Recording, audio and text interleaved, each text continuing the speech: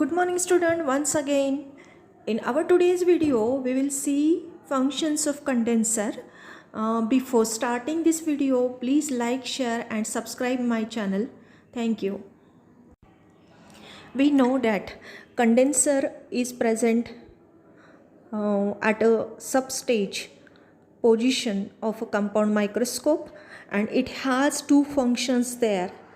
The first function includes it provides an area of evenly illuminated light in the field of view at the specimen plane and illuminates the aperture of objective uniformly with light of sufficient controllable angle.